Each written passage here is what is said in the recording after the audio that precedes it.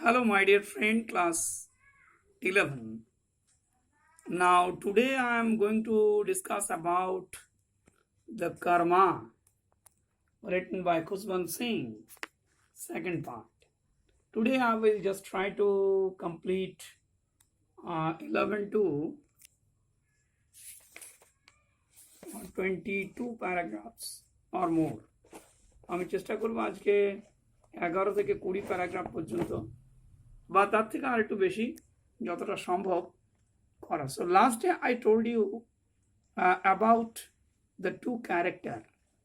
That is, one is Sir Mohanlal and other is his wife. And these two characters shows us the Indian status, the mentality of higher class, a so-called educated people, and how they behaved with their wife and others. On the other hand, we also have seen that how Lady Lal be simple and denoted as the character of Indian woman.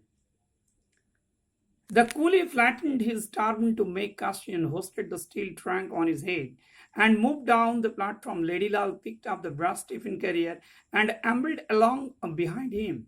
On the way, she stopped by a hawker's stall to replenish her silver betel leaf case, and then joined the coolie.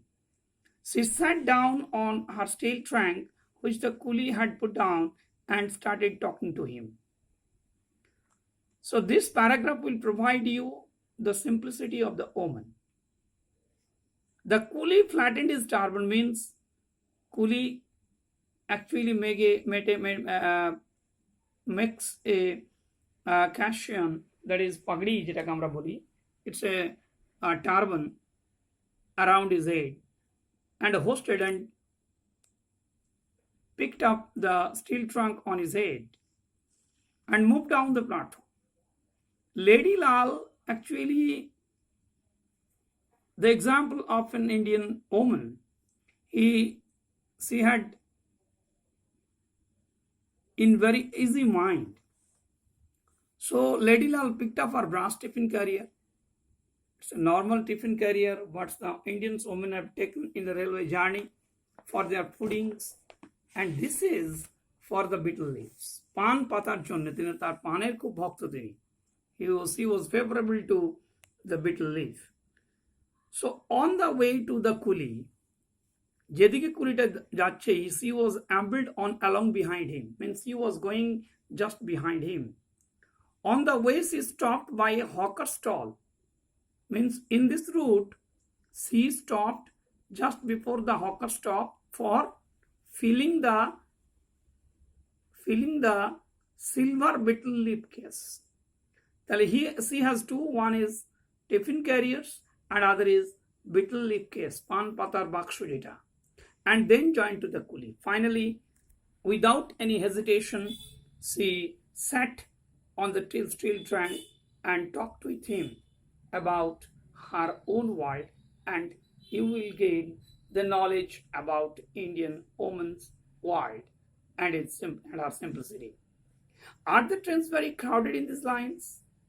It's very simple questions by Lady Lal. These days all trains are crowded, but you will find room in the Chanana. Then I might as well get over the bother of eating. Lady Lal means these three lines will provide you. The first line, Lady Lal wanted to know whether the general compartment full of people, full of crowd, whether there would be a place for sitting or not. If there is a full crowded, so there is a problem to eat the tiffin, and that's why Lady Lal very simply had taken her tiffin on the platform. Lady Lal opened the brass carrier and took out a bundle of cramped chapatis and some mango pickle. While she ate, the coolie sat opposite on her on his haunches, drawing lines in the gravel with his finger. So that paragraph, because one things actually provide you the situation that where the coolie and Lady Lal actually sat down. They were very much front together, and Lady Lal had taken her cramped chapati, domlano, muchlano, rutigulo with the mango pickle, nothing else. No accessory is there, no aristocracy is there. Think about it, my dear student. এইটুকু একটু ভাবতে চেষ্টা করো, যার husband actually belonged to a higher class, barrister from England, who never allowed her wife as a wife, but she never believed it. She always allowed her husband with a full of gratitude. Now, the gossiping with the coolie, he actually gossips with the coolie about the different words, different things, and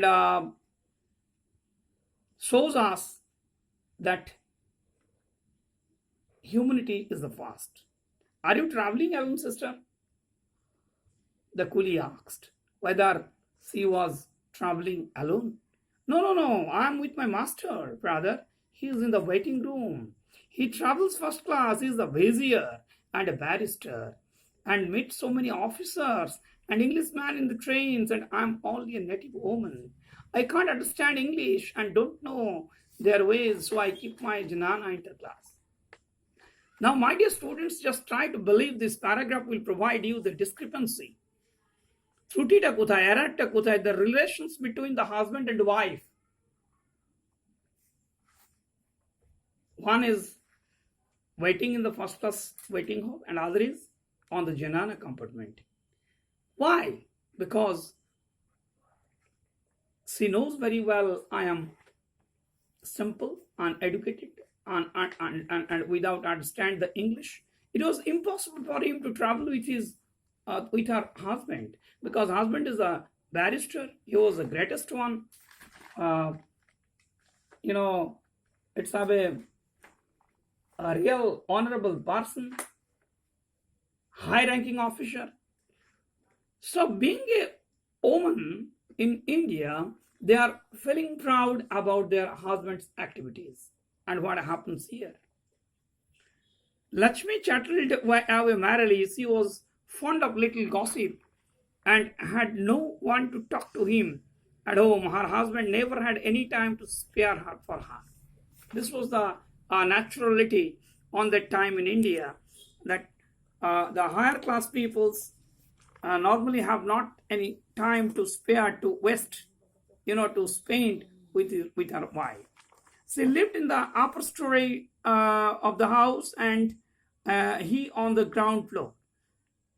He did not like her poor illiterate relative hanging around his bungalow, so they never came. So it is a very nice example what he will provide nowadays also. Whom do you think is very educated one, humanist one, social one? But ultimately, if you look into the internal side of a man, you will see so many Mr. Lal, so many Mohanlal is surrounding in your family. আমরা অনেক মোহনলাল এখানে সেখানে এরকম দেখতে পাই, যারা high storage building এ বাস করে। The separation with the husband and wife থাকে the upper story and he was in the ground floor. They never allowed the relatives, because relatives are illiterate, relatives are poor. So many people are there.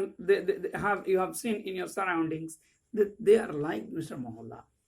They never allowed the peoples, because he knows they may come to ask something, to learn something, to gain something. It was normal habit in our mind. So nowadays people are disconnected to each other for their egos. So he did not allow her poor little relatives hanging around his bungalow. So no people will come to him, because always he thought that they came to him just for asking something. He came up to know once as while at night and stayed for a few minutes. He just ordered her about in an anglicized Hindustani and she obeyed passively. These nocturnal visits had however, borne no fruit. That was the fate. Khushwant Singh shows that they used the wife as a commodity. They never allowed him with the proper honor. At night they worked together, but unfortunately they are without any children in their life. So that was the panic, that was the pathetic situations of Indian people. This like just like Mohanlal, who are behaved with others in human activities. The signal came down, and the clanging of the bell announced that approaching train. Lady hurriedly finished off her meal. She got up, still licking the stone of the pickled mango. She emitted a loud belch as she went to the public tap to rinse her mouth and wash her hands. After washing, she went to the after washing, she dried her mouth and hands with the loose end of her sari and went back to her steel trunk, belching and thanking the gods for the favor of filling me. There was also another part of the Indian psychology of the women who are actually traveling alone in the in the rail. What is this? Here you will see that signal came down. Means it's a green signal. It's a sound of sharp ringing sound of the bell. Means it's informing you that the train is approaching to the station. And in that time, Lady Lal hurriedly finished her tiffin and got up, went towards the tap and washed it properly. He thanked the God because the God have provided her the time for eating the food. Otherwise, she would totally unfed throughout the journey.